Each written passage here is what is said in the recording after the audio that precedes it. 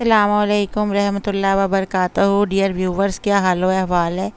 आज मैं आपके लिए बहुत ही यूज़फुल वीडियो लेकर आई हूँ, जिसमें जो कि है डॉक्टर बेकमैन की कलर और डर्ट कलेक्टर के बारे में।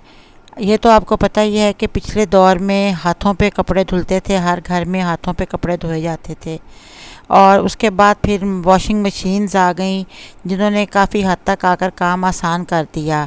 लेकिन ऑटोमेटिक मशीन्स ने आके तो ज़िंदगी बेहद आसान कर दी है। बस आराम से आप उसके अंदर कपड़े डालें और वॉशिंग पाउडर डालें और बस फिर बटन ऑन कीजिए और कपड़े धुले हुए निकल आएंगे। लेकिन ओहो, ये क्या हुआ, इस तो कपड़ों का रंग एक कपड़े का रंग दूसरे पे चढ़ गया।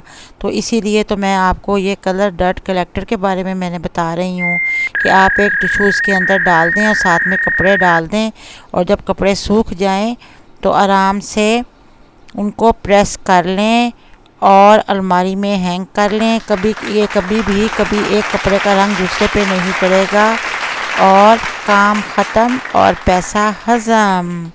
अल्लाह हाफ़िज़, goodbye and take care.